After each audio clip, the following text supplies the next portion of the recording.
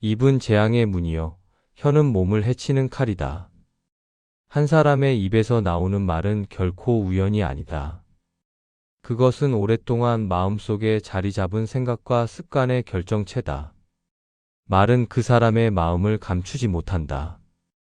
교양을 가장한 말, 친절을 흉내낸 말, 결국 입버릇에서 진심이 드러난다.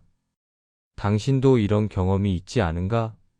겉으로는 교양 있게 보이던 사람이 순간적으로 내뱉은 한마디에서 본 모습을 발견했을 때의 그 실망감을.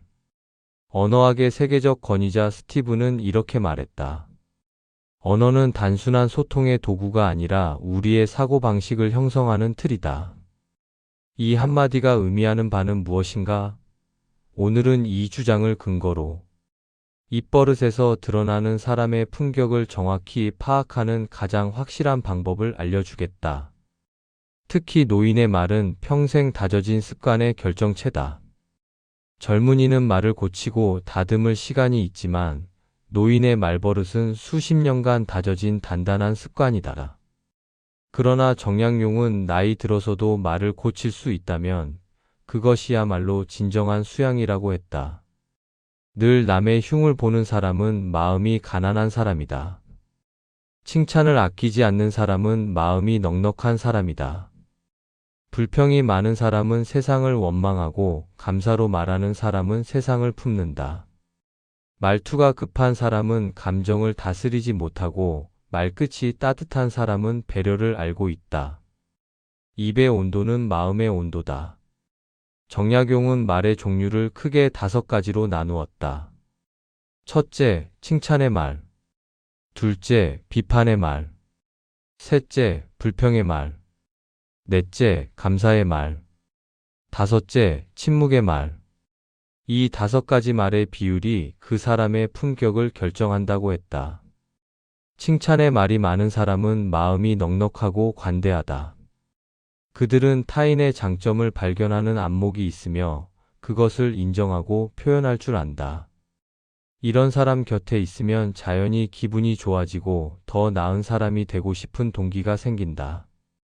비판의 말이 많은 사람은 예리한 통찰력을 가졌을 수 있지만 그것이 지나치면 부정적인 에너지를 발산한다. 건설적인 비판과 파괴적인 비난은 다르다. 전자는 상대방의 성장을 돕지만 후자는 관계를 해친다. 불평의 말이 많은 사람은 삶에 불만족하고 부정적인 시선으로 세상을 본다.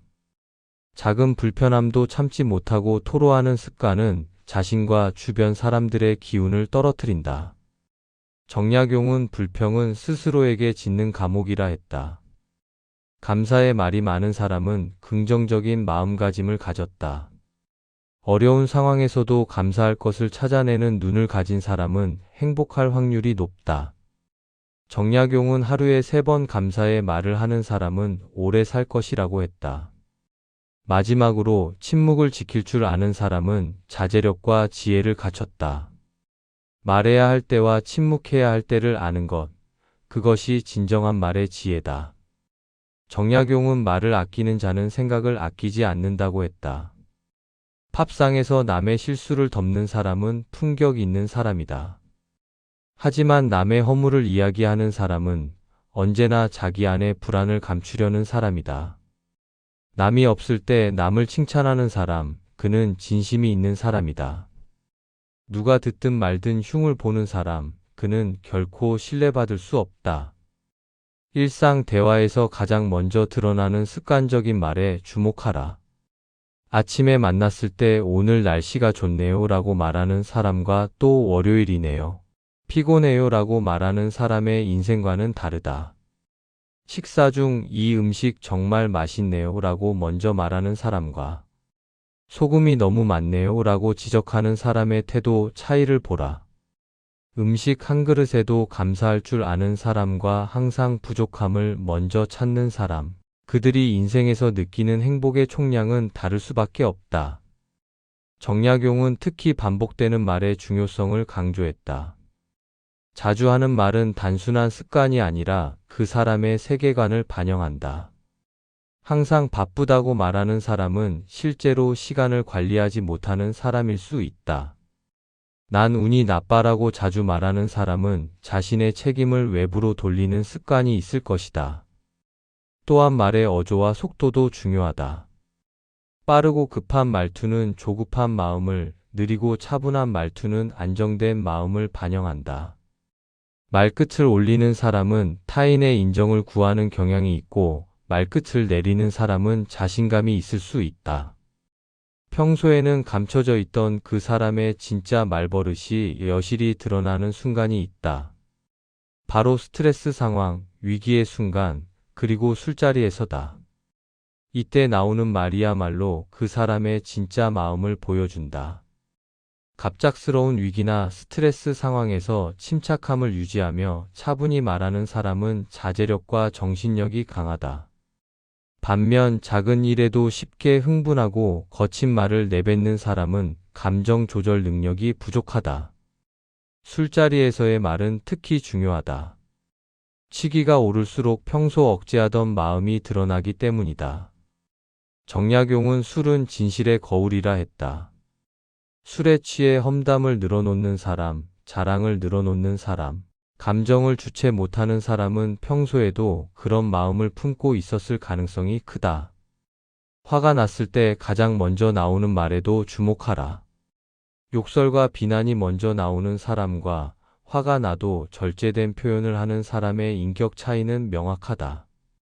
정약용은 화가 났을 때의 한마디가 평생의 덕을 무너뜨릴 수 있다고 경고했다. 말의 힘은 양날의 칼과 같다. 한마디가 누군가에게 상처를 줄 수도 있고 희망을 줄 수도 있다.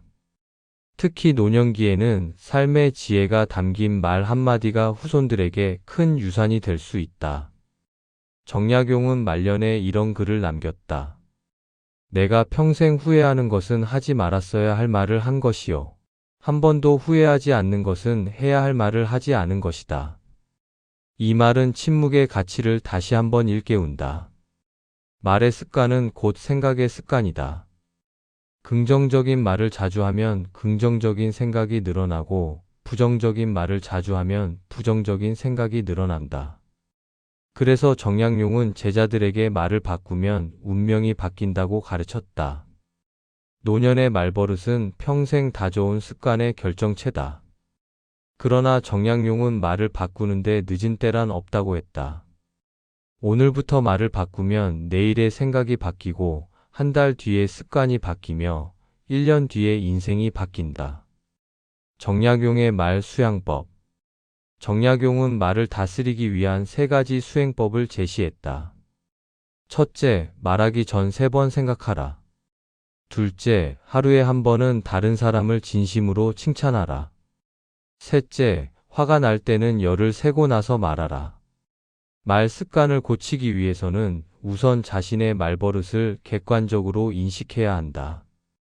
자주 사용하는 부정적인 표현, 습관적으로 내뱉는 불평, 무의식적으로 하는 험담을 알아차리는 것부터 시작하라. 그리고 긍정적인 말, 감사의 말, 칭찬의 말을 의식적으로 늘려라. 처음에는 어색하고 부자연스러울 수 있지만 시간이 지나면 그것이 자연스러운 습관이 된다. 정약용은 21일 동안 같은 말을 반복하면 그것이 습관이 된다고 했다. 또한 침묵의 시간을 의식적으로 가져라. 하루에 30분이라도 말하지 않고 생각하는 시간을 갖는 것이 중요하다. 정약용은 매일 새벽 묵언의 시간을 가졌고 그때 가장 깊은 통찰을 얻었다고 한다. 이제 다시 처음의 질문으로 돌아가 보자.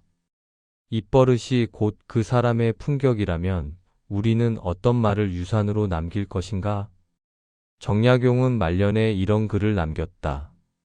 내 육신은 흙으로 돌아가지만 내 말은 후손들의 가슴에 살아남을 것이다. 우리가 남길 수 있는 가장 값진 유산은 물질이 아니라 지혜가 담긴 말이다. 자녀와 손주들이 기억할 것은 당신의 재산이 아니라 당신이 평소에 했던 말과 가르침이다. 어쩌면 말은 우리가 다음 세대에 전할 수 있는 가장 강력한 유산인지도 모른다. 감사와 사랑, 지혜와 용기가 담긴 말은 여러 세대를 거쳐 전해질 것이다. 정약용의 말이 200년이 지난 오늘날까지 우리에게 영향을 미치는 것처럼 나는 말한다. 말을 닦는 자는 마음을 닦는 자다. 오늘 하루 한마디라도 따뜻하게 말하라. 그 말이 그대를 존귀하게 만들 것이다. 화면을 2번 눌러 정약용의 지혜를 마음에 새기길 바란다. 당신의 말 한마디가 누군가에게 평생의 지혜가 되길 기원한다.